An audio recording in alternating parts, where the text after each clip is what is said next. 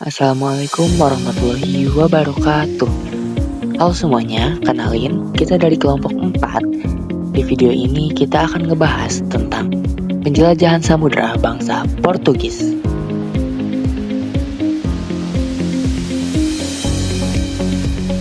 Latar belakang penjelajahan samudra bangsa Portugis. Kemunculan tokoh penjelajah samudra berkaitan dengan masa kegelapan, yakni The Dark Middle Age. Setelah masa itu, bangsa Eropa berusaha bangkit melalui penjelajahan samudra. Bangsa Eropa mulai menjelajah pada abad ke-15 Masehi didorong oleh beberapa faktor, yaitu 1. Jatuhnya Konstantinopel ke tangan Turki Utsmani yang memutus jalur perdagangan lama. Lalu yang kedua, adanya tujuan 3G, yaitu Gold, Glory, dan Gospel, yaitu mencari kekayaan, kejayaan, dan menyebarkan agama Kristen. Lalu yang ketiga, pesatnya perkembangan ilmu pengetahuan yang mendukung teknologi navigasi. Lalu yang keempat, semangat Reconquista, yakni usaha merebut kembali dominasi Kristen atas Islam di semenanjung Liberia. Semangat Reconquista memperkuat tekad bangsa Eropa untuk menguasai jalur perdagangan dunia.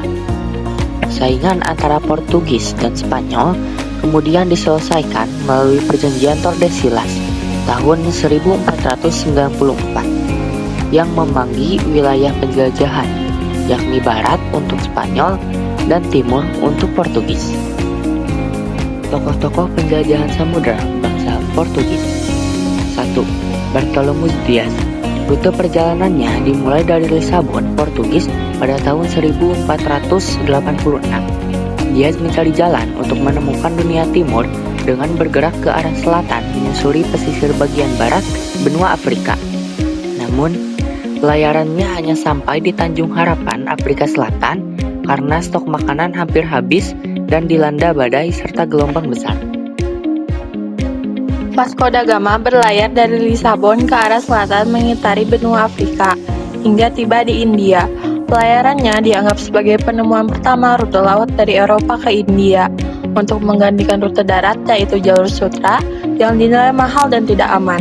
Pada tahun 1502, Vasco da Gama kembali ke India dan membawa armada perang untuk membangun daerah koloni Portugis.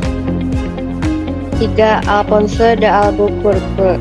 Mengikuti rute Vasco da Gama, Alfonso de Albuquerque tiba di India pada tahun 1503. Namun setahun kemudian ia harus kembali ke Portugis. Pada tahun 1509, de Albuquerque diangkat menjadi gubernur Portugis di India. Setahun setelah menduduki jabatan itu, ia berhasil menaklukkan kerajaan Goa di pantai bagian barat India. Bahkan ia juga berhasil menaklukkan kerajaan Malaka di semenanjung Malaya pada tahun 1511. Ekspedisi Antonio de Abreu dan Francisco Serrao ke Maluku 1512 sampai dengan 1521. Setelah Portugis berhasil menguasai Malaka tahun 1511, Alfonso de Albuquerque segera mengirim ekspedisi untuk mencari sumber rempah-rempah yang terkenal di dunia, yaitu ke Pulau Maluku. Ekspedisi ini dipimpin oleh Antonio de Abreu didampingi oleh beberapa kapten, salah satunya Francisco Serrao.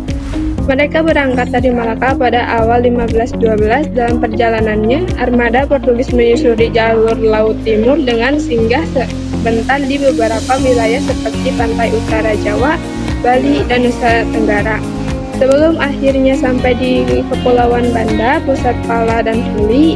Dari Banda, perjalanan diteruskan menuju Maluku, tempat tumbuhnya cengkeh yang sangat dicari. Dengan keberhasilan ini, Antonio de Abreu menjadi orang Eropa pertama yang benar-benar membuka jalur resmi menuju Maluku. Sementara itu, nasib berbeda dialami Francisco Serrao. Kapalnya mengalami kecelakaan di sekitar Pulau Seram, membuatnya terpisah dari rombongan Abreu. Meski begitu, Serrao berhasil melanjutkan perjalanan hingga tiba di Ternate. Di sana ia diterima baik oleh Sultan dan dijadikan penasihat militer karena keahliannya.